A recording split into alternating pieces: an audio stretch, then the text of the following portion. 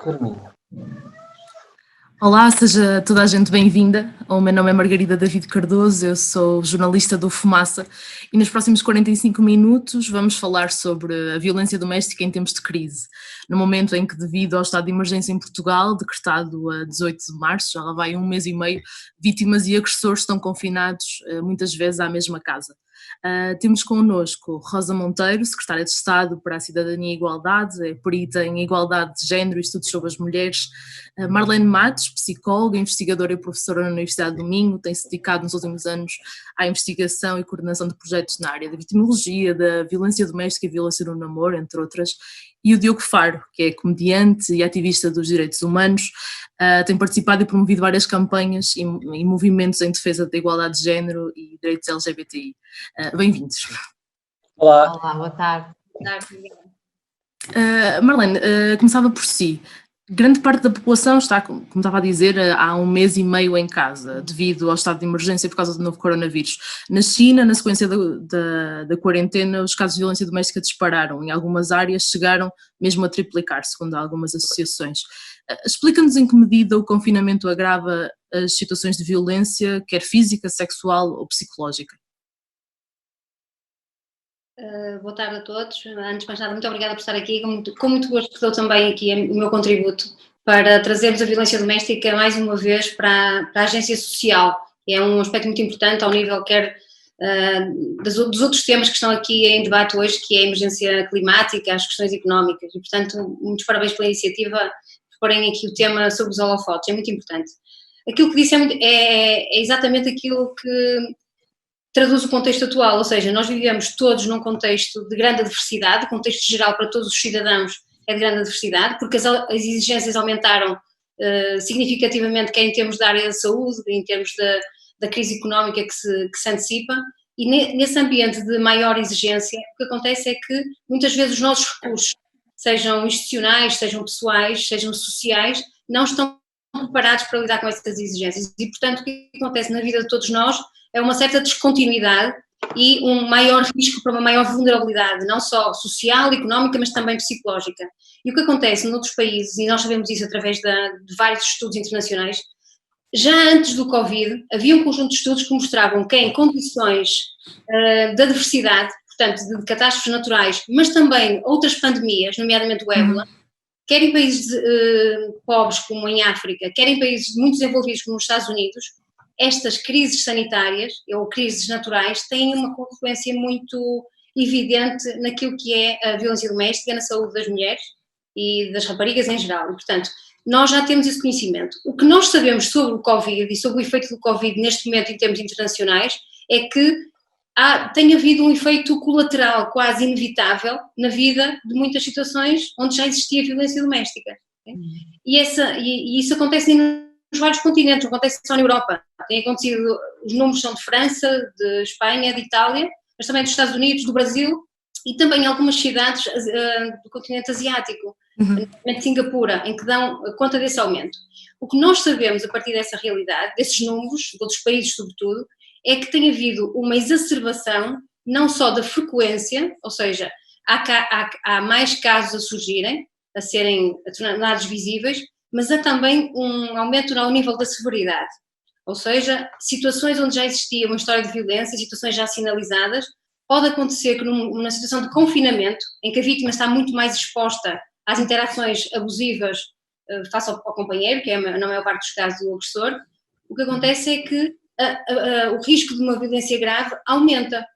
porque o próprio confinamento também traz, ao nível da forma como as pessoas lidam com esse confinamento, outras vulnerabilidades. Por exemplo, os agressores podem ter uma tendência para consumir mais bebidas alcoólicas, por exemplo. Nós sabemos, por exemplo, que nos Estados Unidos uma das medidas sociais, houve um efeito colateral, foi a aquisição de armas, e nós sabemos que a violência grave está associada a este tipo de comportamento, de acesso a formas de exercício da violência grave. E, portanto, esta situação macroeconómica, depois estas condições mais relacionais de maior tensão, maior conflito, maior vulnerabilidade nas relações, já de si muitas delas abusivas, aliadas a estes fatores mais psicológicos, que é o funcionamento do agressor, não é? Muito pautado na relação com a vítima, por uma dinâmica de controle e de poder sobre ela, faz com que nesta conjuntura se estime que essa violência possa escalar a este nível, ao nível da frequência e da severidade. Não quer dizer que isso aconteça imediatamente após o confinamento, pode acontecer em fases mais até de desconfinamento.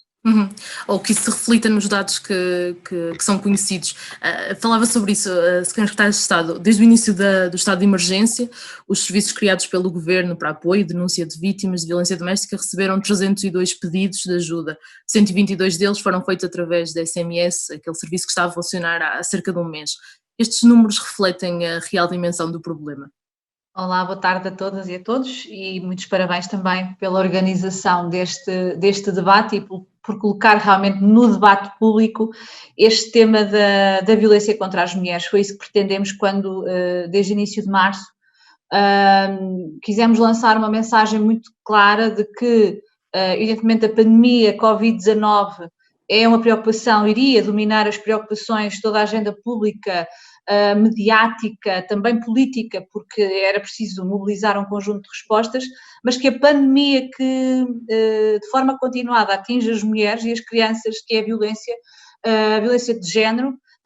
que não poderia ser, digamos assim, não poderia ter menos atenção neste contexto e, portanto, mais este debate contribui precisamente para trazer o tema, para dar visibilidade a esta preocupação e dessa forma contribuir para esta ideia de que há uma maior vigilância social e que, portanto, isto seja também dissuasor. Como estava a referir,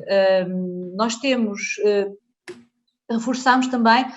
um conjunto de canais de comunicação e de pedidos de apoio, de informação, e os números que estava a referir referem-se precisamente ou são relativos a estes canais da Comissão para a Cidadania e Igualdade de Género. E nós criámos, portanto, uma linha de SMS, a 3060, que tem até ao momento, e ela foi lançada, digamos assim, no dia 27 de março, já teve 123 contactos, pedidos de informação, de ajuda, nos casos ficam-se por aí, noutros casos a equipa de profissionais, técnicos e técnicas da CID avalia como bastante grave e de risco elevado a situação da pessoa que está a contactar e, portanto, encaminha diretamente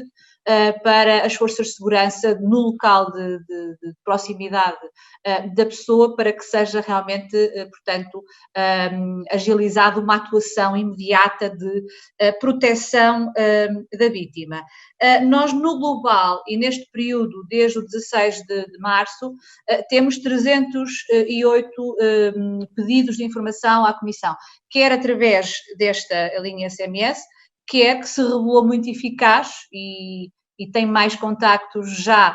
sendo que está em funcionamento há bastante menos tempo, portanto, desde 27 de março, do que os restantes, mas também foi criado um e-mail e o número que já existia do Serviço de Informação, o 800-202-148. Mas temos outros dados, por exemplo, temos os dados da Rede Nacional de Apoio às Vítimas, que, como sabem, é composta pelo conjunto de gabinetes ou de estruturas de atendimento, por 40 casas-abrigo e 25 estruturas de acolhimento de emergência. E nessa rede, nós, por exemplo, em 15 dias, entre o último dia de março e o 14 de abril, tivemos cerca de 2.800 participações, pedidos de atendimento, 71 dos quais presenciais. E isto foi uma preocupação que também tivemos, foi de manter toda a rede nacional ativa e, portanto, capaz de responder àquilo que são as necessidades de esclarecimento, de apoio, de informação e de ajuda imediata essencialmente das mulheres que são vítimas. Quanto aos números das forças de segurança, eles indicam-nos que houve, portanto, durante este período de emergência e quando comparado com o período homólogo, portanto, relativo a 2019, há uma redução das participações de cerca de 35%. E, portanto, estes são os dados que temos, que também, quando os analisamos de forma mais qualitativa e detalhada, percebemos alguns aspectos interessantes. Por exemplo, nestes dados das forças de segurança, percebemos que há um aumento daquilo que são participações feitas por terceiras pessoas que não a própria vítima. Ora, isso é muito positivo. E é um sinal de que também o apelo que temos lançado para uma assunção de uma responsabilidade coletiva acerca de um problema que não é apenas do foro privado da vítima, e, portanto, a mobilização das redes de vizinhança, das redes de amizade, familiares, não só no apoio direto e que passa muito pela denúncia e pelo procurar ajuda, pelo procurar informação para a vítima, mas por este assumir de uma responsabilidade e o lembrar à vítima que ela não está sozinha. E, portanto, estas redes informais, aquilo que podemos analisar a partir destes dados das forças de segurança é que estarão mais ativas e proativas nesta matéria. E isso é muito, também é muito positivo. Paradoxalmente, ao aumento da violência, há um risco maior de mais situações ficarem por denunciar. A questão é que esta refere-se à diminuição de participações. Sim, exatamente. Sim, nós evidentemente sabemos que os momentos de confinamento limitariam a capacidade das vítimas em denunciarem ou em procurarem ajuda, porque nem sempre claro. As vítimas, o primeiro passo que querem dar é denúncia, e isso tem de ser respeitado, não podemos ter uma atitude paternalista e de desqualificação da própria capacidade e agência das mulheres, não é? As mulheres são racionais, têm estratégias e conseguem, no fundo, com apoio necessário e capacitação, mas não podemos aqui substituirmos a elas aquilo claro. Que é a sua autonomia e decisão. Mas isto para dizer que, de facto, aquilo que temos vindo a verificar é que há uma diminuição ou uma estabilização da procura, quer na rede nacional, e portanto nós também estamos aqui a reforçar a cobertura nacional destas estruturas de apoio, mas quer na rede nacional, em que as equipas, por exemplo, adotaram outros meios de comunicação, também por Messenger, por SMS, por e-mail, mas sabemos evidentemente que mais de 20% da população portuguesa não tem e-mail e a esmagadora maioria dessa porcentagem são mulheres. E por isso também, quando criámos o e-mail da SIG, foi uma solução intermédia em que ainda não tínhamos, portanto, a solução que nos foi disponibilizada e que está a funcionar com o apoio da Vodafone, da linha de SMS. Mas, portanto, esta estabilização dos pedidos, em alguns casos, no caso das forças de segurança, redução, indica-nos que sim, que há maior ou que há menor procura em termos de apoios de informação. Mas eu tenho falado com pessoas especialistas desta área que trabalham quer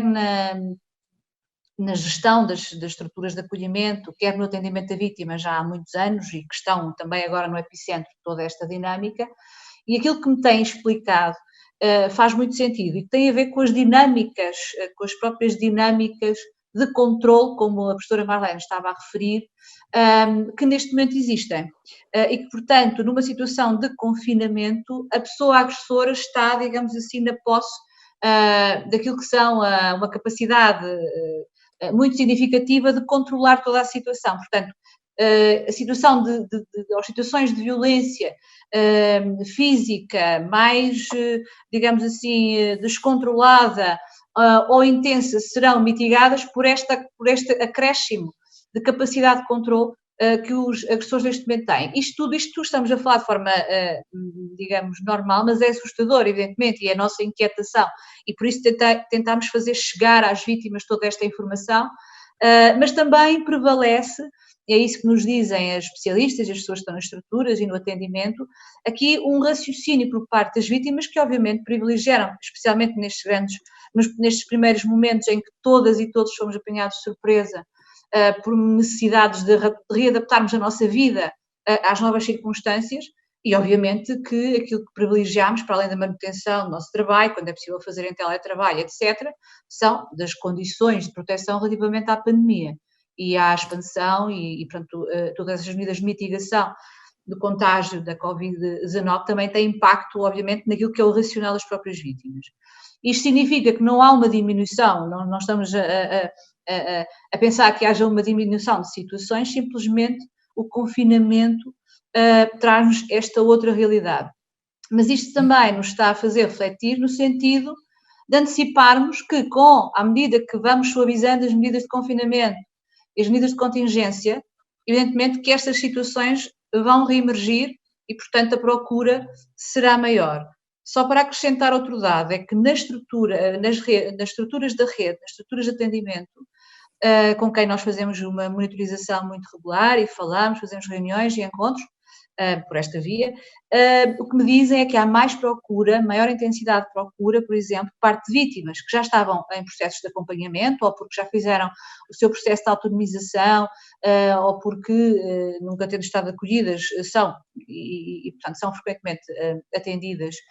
e acompanhadas em termos de apoio diverso pelas estruturas, mas uma maior procura de apoio psicológico, portanto, e a professora Marlene melhor explicará do que eu,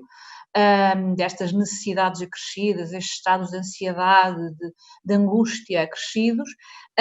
e também grande ansiedade relativamente às situações laborais. Muitas destas vítimas, destas mulheres já em situação de vulnerabilidade social e laboral, estão a ficar sem emprego. E, portanto, é também nesse sentido que estamos a tentar definir algumas medidas de apoio já no pós-medidas de confinamento. Exato, força. Queria não só reforçar o que a doutora Rosa disse, mas também talvez trazer aqui um outro ponto que pode ajudar, se calhar, a percebermos como é que o confinamento também pode patrocinar alguma invisibilidade, eventualmente de outras situações que possam estar escondidas dentro das casas e que neste momento não se vêem. Por um lado, aquilo que a doutora Rosa disse e é absolutamente fundamental é que todos nós, nesta primeira fase de confinamento, nestas primeiras semanas, estivemos muito centrados no combate à pandemia e na nossa autoproteção em termos sanitários. Estas famílias também, não é? Portanto, para além disso, as vítimas estão, aquelas que já viviam relações violentas, são aquelas que neste momento, de facto, solicitam mais apoio, também daquilo que conseguimos captar aqui na zona norte do país,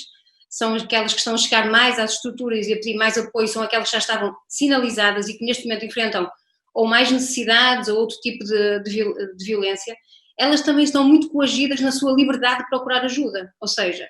o que acontece é que o facto do agressor estar mais presente, omnipresente, não é, em casa, porque alguns estarão em layoff ou estarão também eles próprios, alguns até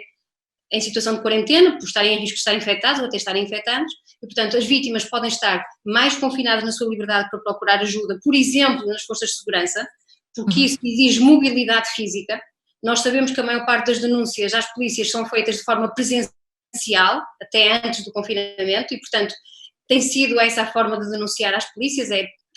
a pessoa ir fisicamente a uma força policial ou a um tribunal fazer a denúncia, e portanto a ausência de mobilidade física pode contribuir para não haver tanta visibilidade do ponto de vista daquilo que são os números oficiais nas forças de segurança. Mas também há aqui um outro fator, que é o facto das crianças não estarem na escola neste momento, e sendo essa também uma estrutura, as escolas, o programa Escola Segura, serem mecanismos de sinalização de situações de violência doméstica no nosso país, nós temos também esse recurso, entre aspas, atrofiado durante o confinamento. Claro que nós soubemos muito bem criar uma série de recursos alternativos, com base na tecnologia e com este apoio à distância que tem sido preservado em todas as instituições, mas as próprias vítimas também têm que se adaptar a essa nova forma de pedir ajuda. E, portanto, tudo isto leva algum tempo e talvez isso explique porque é que num primeiro momento nós possamos ter uma certa acalmia nos pedidos de ajuda, o que não aconteceu noutros países, e agora possamos, depois deste confinamento, talvez estas situações possam vir a ter mais visibilidade e as pessoas com mais determinação também poderem, de certa forma, tornar públicos os seus dramas privados. Diogo. O Diogo ainda não falou, mas tinha aqui já só agora, perdoe-me, força. É que é oportuno face a esta importância do acesso a redes exteriores, não é, à casa, que são estruturas de apoio e também de liberdade das mulheres e das crianças. E nós estamos a trabalhar de forma muito intensa, eu com o Ministério da Educação e com a Comissão Nacional de Promoção dos Direitos e Proteção de Crianças e Jovens, no sentido de agilizar ainda mais este papel dos professores e das professoras no contacto que têm, seja quando se forem retomadas, evidentemente, as aulas presenciais, no caso secundário, mas essencialmente nos ciclos de ensino pré-secundário, e está a ser produzida, praticamente lançada, também uma orientação específica para estes universos, portanto, para as escolas, para os profissionais, com uma ficha que é possível e que permitirá a detecção de sinais de risco quer através das crianças, essencialmente. E, portanto, é uma forma de atuação que temos também mantido. Devo dizer que há muitas professoras e muitos professores que continuam nessa ligação que têm, nessa relação de confiança que têm com as famílias e com as mulheres, com as mães das suas alunas e seus alunos, que nos contactam de forma direta e que fazem a ponte e a ligação precisamente às famílias. E, portanto, também houve um reforço da componente, no fundo, das equipas das forças de segurança que se deslocam diretamente a agregados e portanto, em família, casas onde há sinais e onde são conhecidos históricos de violência, mas aqui o papel da educação realmente e dessa ligação a redes de apoio extra-casa são fundamentais e esperemos que agora com estes novos instrumentos também, portanto, o pessoal docente possa ser ainda mais esse agente de proteção e de apoio. Mas aí os professores podem fazer a denúncia às forças de segurança, às comissões de proteção? Há um conjunto de orientações, dependendo que tem um mecanismo, digamos assim, de sinalização, de orientação e encaminhamento das situações. Quando são casos de violência doméstica, portanto, terão acesso à lista de contactos que fizemos e que, portanto, não têm apenas os contactos nacionais, mas todos os contactos a nível territorial que existem, destas tais equipas, e que têm ajudado bastante, e temos visto também o reforço da procura, porque há maior conhecimento destas linhas de apoio das ONGs, nomeadamente, e nós distribuímos, por exemplo, pelas redes de hipermercados, em parcerias, pelas postos de combustíveis, a BP, a Cepsa estão a passar permanentemente estes contactos, também nas farmácias com uma parceria com a Ordem de Farmacêuticos e com a Associação Nacional de Farmácias, que divulgou desde finais de março, desde logo esta lista de contactos de proximidade, para além dos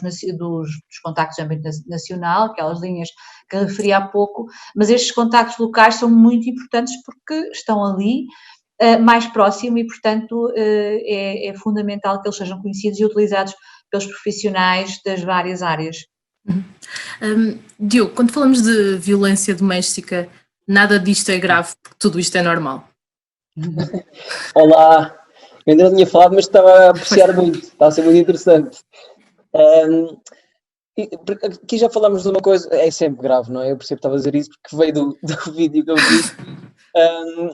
Porque exatamente, nós continuamos a ter que estar constantemente, nós todos temos aqui, as nossas famílias, amigos, comunicação social, governo, toda a gente, a alertar que não é normal, as coisas continuam a ser muito normalizadas por muita gente. Ainda há poucos dias, ou agora, li uma crónica de uma rapariga que saiu no P3, em que ela descreve a sua ida ao supermercado. Ela diz que durante 20 minutos foi assediada várias vezes. Ela descreve as várias vezes, e são coisas graves, porque são piropos que há a tendência a depois valorizar. Há um homem que buzinou, há uns putos na janela que assobiaram e disseram para ela subir, etc. E foi em 20 minutos. E, para já, eu fico logo a pensar, como já pensei há uns anos, e portanto é que tomei esta consciência enquanto homem, eu a pensar, eu também vou ao supermercado e a minha preocupação, eu estou só a pensar se trago brócolis ou se trago cenouras. Eu não tenho carros a apitar para mim e odiava que estar a passar e estar uns gajos numa janela a dizer para eu subir ou a comentar o meu corpo. Porque é que isto ainda acontece e porque é que isto é tão normalizado? Porque depois os comentários a essa crónica, milhares de comentários, são ainda a insultar a rapariga, e ela é que não sei o quê, e ela é que, bom, coisas horríveis, não só normalizar, como ainda a insultar, e etc. E, portanto, cabe-nos a nós, constantemente, dizer que estas coisas, precisamente, não são normais. E outra coisa aqui que também estávamos aqui, já foi mais ou menos falado, acho que é importante que se fale também dos tipos de violência. Às vezes nós podemos falar genericamente de violência, e a primeira imagem que vem à cabeça é física. Até mesmo, mas é importante falarmos do que é a violência psicológica e em que é que consiste, principalmente, não só entre pessoas mais velhas, como violência no namoro, e que está muito associado aos jovens, e ainda mais neste tempo de confinamento, em que usamos ainda mais a internet, que tipos de violência que há, as chantagens, os nudes, as pressões para se calhar furar a quarentena, há uma data de coisas que podem estar a acontecer, e que estão a acontecer e que devem ser faladas e explicar que determinadas coisas, este tipo de coisas representam violência, ou o exigir de passwords das redes sociais, e já eram antes violência. Estou só a dizer que agora que estamos em casa e se calhar os casais que estavam juntos na escola, ele já fazia isso, agora estão separados, mas não quer dizer que isso tenha deixado de existir, esse tipo de violência psicológica, e acho que é importante que isso seja falado e dito que não é normal, precisamente. Só alguns dados. O Observatório da Violência no Namoro divulgou há dias que nos últimos 3 anos recebeu 284 denúncias, a maioria de jovens mulheres, 92% das vezes eram vítimas de agressores homens, e há aqui um dado que me pareceu particularmente relevante, que é em 11,6% das situações as vítimas correram risco de vida, e que estamos a falar de violência no namoro entre raparigas e rapazes, faixas etárias bastante baixas. Diogo, perguntava-te ainda, tu já estás a fazer ou a trabalhar estes temas de forma mais frequente desde de março do ano passado, quando lançaste o movimento Não é Normal. Tu tens notado uma mudança na forma como o tema, quando tu lanças um vídeo, quando falas sobre estes assuntos, de violência doméstica, violência no namoro, este tipo de questões, uma mudança na maneira como a mensagem é recebida, como os comentários que aparecem, a maneira como as pessoas se dirigem a ti para falar sobre isto? Mas já eu tenho dito que o facto de se ter prestado tanta atenção, antes de começar mesmo um movimento, porque o movimento não comecei eu, começou, até foi mais ideia de Ana Esteves, depois de Madalena, etc., foi uma coisa de todos, não é uma coisa minha. Mas meu, como trabalho enquanto comediante, só o facto daquele vídeo ter chamado tanta atenção e de eu me assumir como feminista e isso gerar tanto barulho, é sintomático de uma sociedade machista. Porque se podia ser uma comediante ou uma figura ou outra pública mulher fazer o mesmo, que provavelmente ia haver muito mais vozes a dizer lá estão as mulheres outra vez a queixar-se e não sei o quê. Eu sinto que tive um bocado mais de atenção precisamente por ser um homem. Espera aí, mas o homem está a falar nisto, se calhar é mais grave do que achamos, porque afinal não é só as mulheres a queixarem-se. Mas já temos que perceber isto genericamente, como a desigualdade de género é grave para todos. Agora, 1000 vezes pior para as mulheres, e daí que nós não é normal fiquemos muito mais nas mulheres. E depois tenho tido, pessoalmente, e não é normal, tenho tido reações, eu não sei se está a mudar ou não, mas tenho tido vários tipos de reações. Muitos homens que falam comigo e dizem, olha, também não fazia ideia, como eu há uns anos não fazia ideia, porque realmente nós homens vivemos um bocado numa bolha durante muito tempo, enquanto não começamos a ouvir as mulheres e a perceber que a vida delas, mesmo que seja ao nosso lado, é completamente diferente da nossa, e que cabe a todos mudar isso. E muitos homens que me têm dito, pai, também não fazia ideia, e desde que comecei a ver os teus vídeos, ou mesmo o teu espetáculo, etc., falei com a minha namorada, com a minha irmã, com a minha mãe, e todas já passaram por mesmas histórias e eu não fazia ideia, e portanto mudei a minha atitude. Pronto, e claro que há atitudes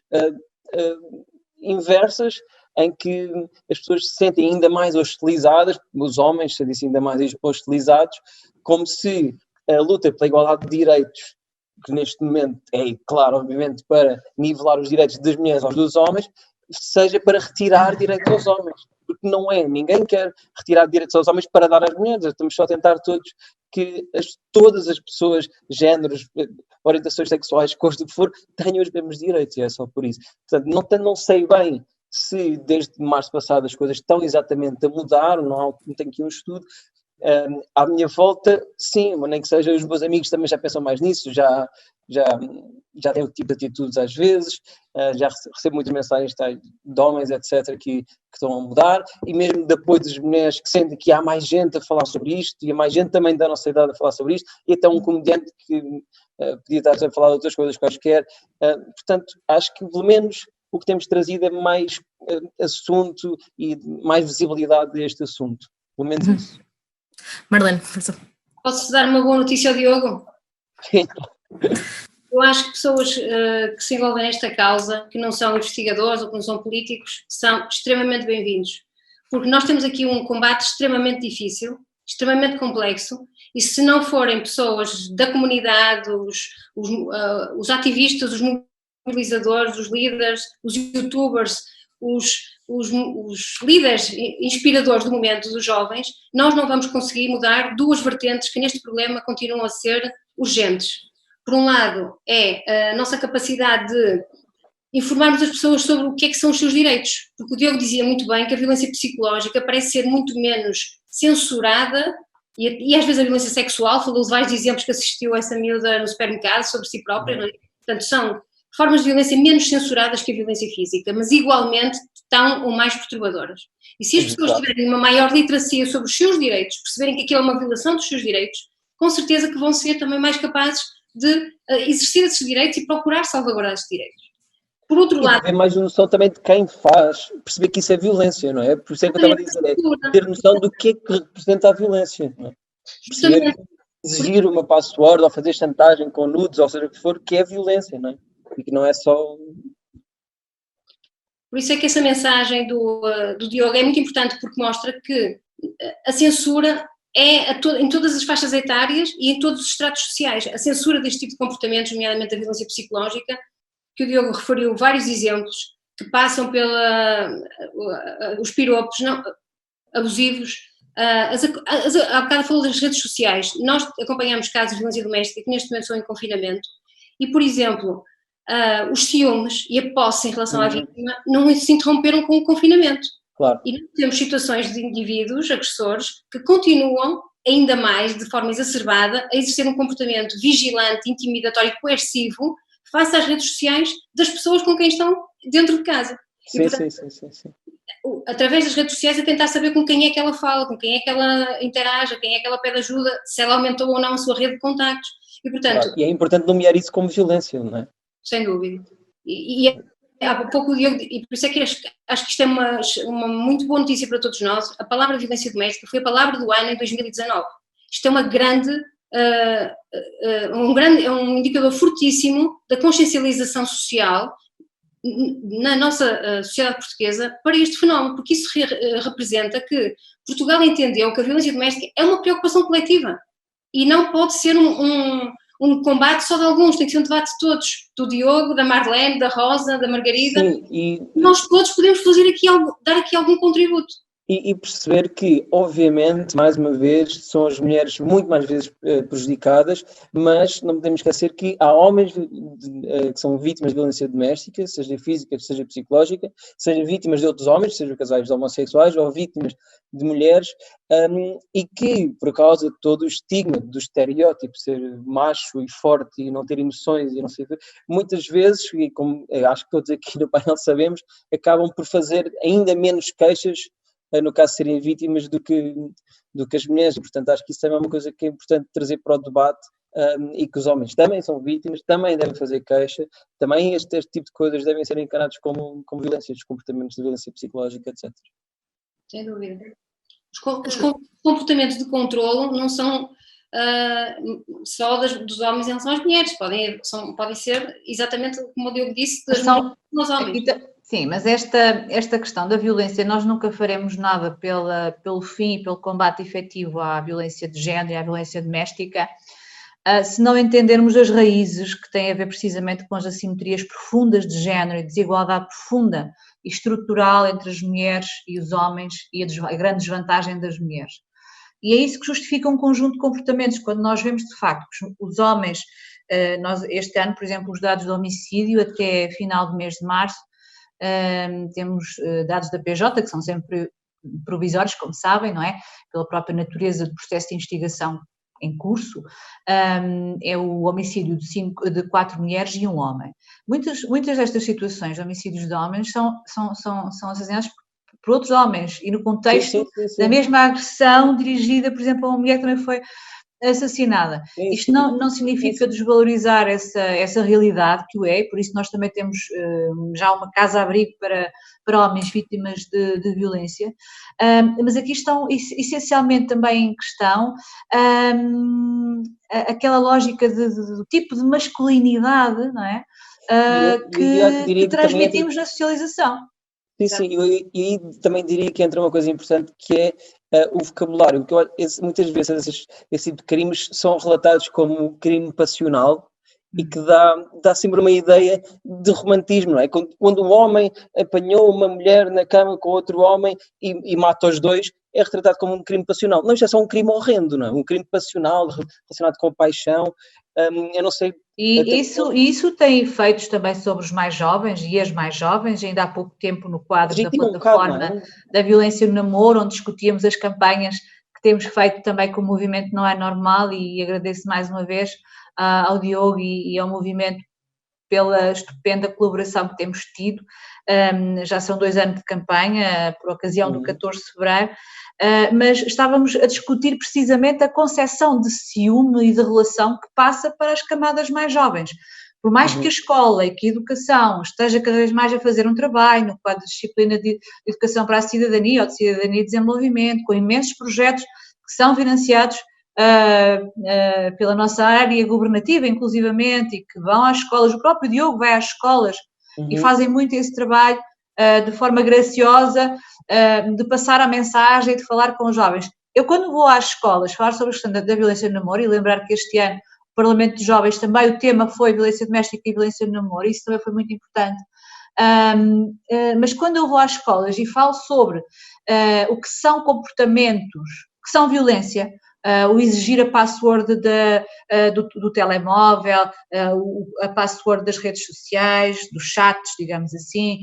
o proibir que fale com amigos, que saia com amigas, o proibir a utilização de uma roupa, de uma certa peça de roupa,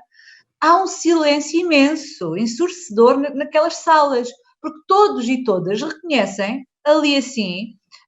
comportamentos que estão ao seu lado e que muitas vezes são eles próprios vítimas ou ativos protagonistas desses comportamentos. Portanto, isto está muito disseminado, costumo dizer, bem na água que se bebe. E temos de perceber, e estes observatórios, esse que referiu, que é o da Plano I, que vai no 3º ano e que se centra, por exemplo, no ensino superior, mas também o da UMAR, que se centra, portanto, na restante escolaridade, o projeto Artemis, tem feito um trabalho fundamental, não só de proximidade, de desconstrução destes estereótipos e de informação, de capacitação também das próprias pessoas para perceberem que aqueles comportamentos não são normais. Desculpa lá, Diogo, que estou sempre a ir buscar... Não, nós aproveitamos a expressão para continuarmos sempre a... Exato, é ótimo esse slogan, e cheio de sentido e de relevância, e dar também instrumentos para a saída das situações, perceberem que não estão sozinhas e agora com as questões também do ciberbullying, com as questões do sexting, daquilo que se passa na vida digital, onde também a capacidade de controle é muito menor por parte das pessoas adultas e portanto, são dimensões realmente de crescente preocupação e temos de saber como chegar às pessoas de várias formas. E estas campanhas, esta mensagem de figuras que são reconhecidas como pares, como pessoas que influenciam muito estas gerações, eu acho que é uma estratégia fantástica e os resultados têm sido exatamente também muito positivos por causa disso. Porque muitas das questões que falavam são muitas vezes justificadas em meios de comunicação ou em notícias como o justificativo da situação de violência. Nós o ano passado, sim. O ano passado toda a gente se recorda do início de ano perfeitamente terrível que tivemos, com todos aqueles homicídios e a forma como os homicídios continuavam a ser retratados e o efeito de contágio que isso inclusivamente tinha. E depois foram surgindo notícias em que os agressores diziam, sendo que as vítimas relatavam que eles tinham dito, que estás a ver o que é que aconteceu, vai-te acontecer a mesma coisa. Portanto, a comunicação social tem aqui um papel fulcral também, numa certa pedagogia desta ideia de que não é normal, claro. Não é nada crime passional. Eu há anos que digo isto nas minhas intervenções, qual crime passional, mas a paixão mata, só nos romances. Mas é isso. E temos de libertar também desse ideal romântico de que o ciúme, e era aí a pouco que também queria referir, nessa plataforma aquilo que se discutia muito é a concepção errada de ciúme que estas novas gerações acabam por interiorizar e que encontram nos filmes, no YouTube, nos videoclipes, em que há realmente uma colagem à posse, não é? À posse como sinal de que é uma relação e de amor. Marlene. Força, Marlene. Por causa desta questão da linguagem, que me parece muito importante não só os estereótipos, a linguagem, mas também as concepções, como disse a doutora Rosa, que é, por exemplo, a concepção de amor. Por exemplo, nós temos neste momento alguns estudos que falam sobre os comportamentos persecutórios, não é? Sobre como é que as relações mais juvenis se iniciam, se mantêm, se prolongam no tempo. E há uma série de ditos populares, por exemplo, persistir é uma forma de amor, quem ama vai atrás, quem ama corre, não desiste, não é? Quem ama persiste, e portanto todos estes ditos populares têm que ser muitas vezes reinventados por ativistas e pessoas como o Diogo, que ajudam também os jovens a perceber que estes ditos populares só transmitem justamente esses estereótipos sobre uma concepção do amor que já está muito desatualizada e que eventualmente nos anos 60 se calhar era o que prevalecia, mas nós estamos no século XXI e portanto todas estas concepções têm que desaparecer rapidamente. Sim, e lá está, como estava a Rosa também a dizer, a concepção de ciúme, e como se isso ficou, ao longo dos anos tem ficado na nossa memória coletiva, que o ciúme faz parte do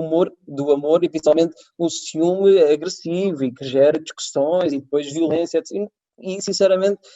nós crescemos até todos com isso, lá na cultura popular, literatura, filmes, e que não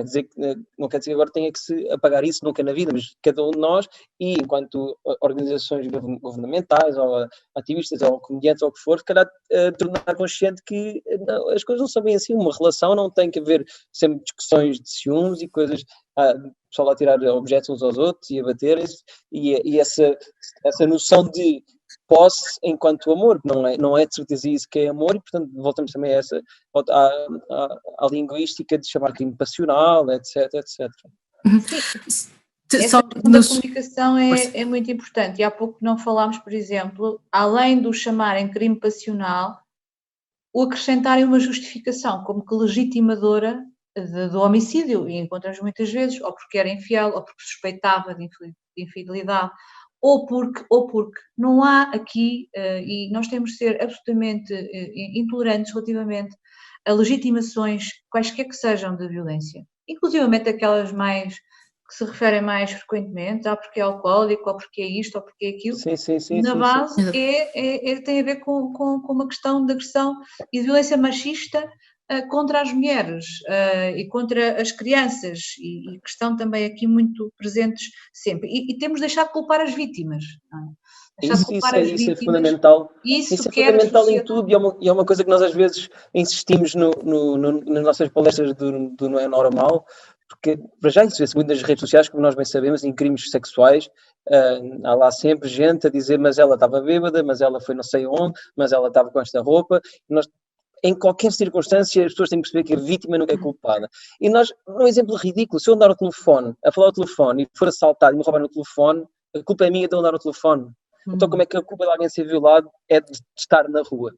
Acho que é até um bocado fácil perceber muito interessante.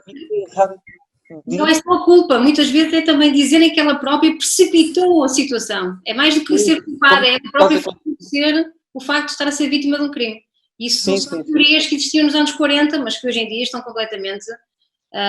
em desuso, mas interiorizadas ainda em muitas pessoas, não é? Que fazem essa leitura errada e muito injusta do papel da vítima nestes cenários. E em muitos setores profissionais, e temos visto, aliás, polémicas e controvérsias em torno de sentenças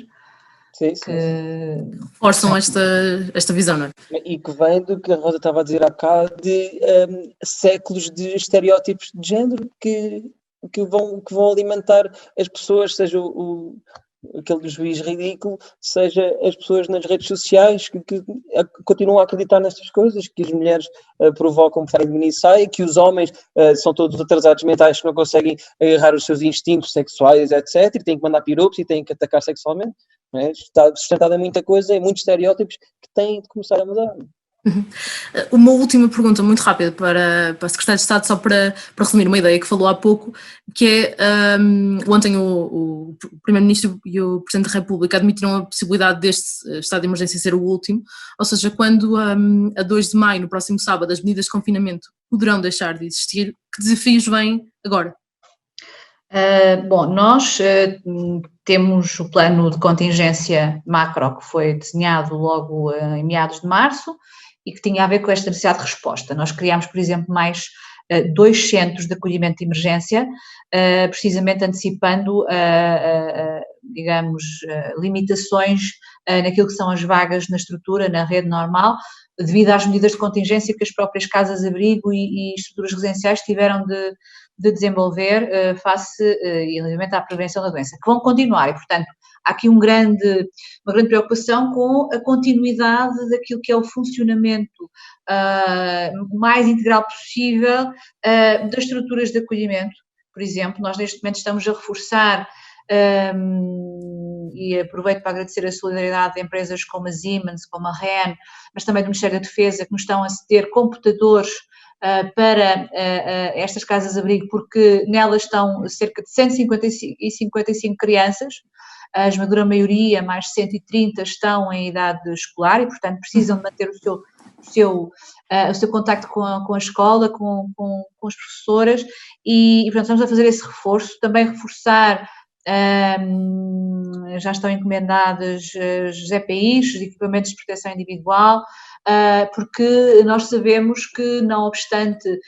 estamos a preparar tudo para abandonarmos o estado de emergência,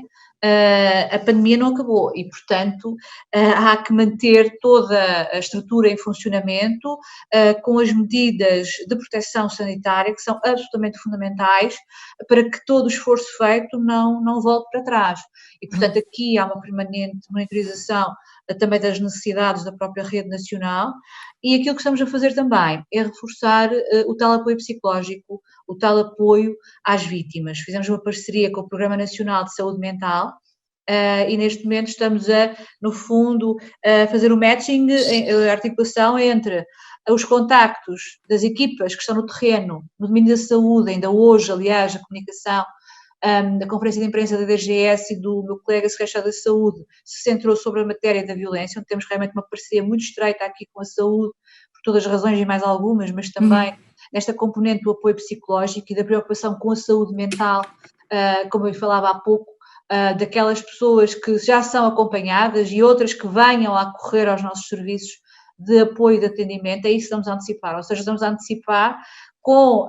as medidas de desconfinamento e, portanto, aquela sensação de perda de controle por parte dos agressores, que possa desencadear mais situações de violência, especialmente de violência física, e, portanto, estamos a preparar também a rede precisamente para isso, e também pensar em algumas medidas de apoio às mulheres que já estão, portanto, em situação de acompanhamento e que ficarão agora mais fragilizadas, atendendo a dificuldades económicas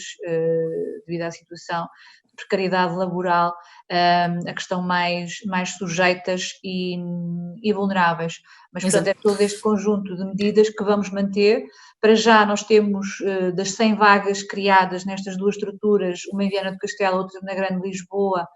temos já 50 vagas preenchidas, ocupadas, digamos assim, por mulheres e algumas crianças. Temos ainda 50 vagas restantes e, portanto, aquilo que estamos a antever é a manutenção deste plano de contingência para que não haja nenhum tipo de disrupção daquilo que é a capacidade de resposta a nível nacional às mulheres vítimas de violência. E fazer esta monitorização, na próxima semana temos uma reunião com especialistas e com pessoas que trabalham no terreno, no apoio às vítimas, para perceber tendências e conseguir interpretar o que é que se está a passar e também a partir da própria experiência, das próprias narrativas das vítimas que estão a chegar ao nosso sistema e à própria linha, ao NES, ao 144, perceber quais são as necessidades e entender aqui as tendências, procurar alguns fatores explicativos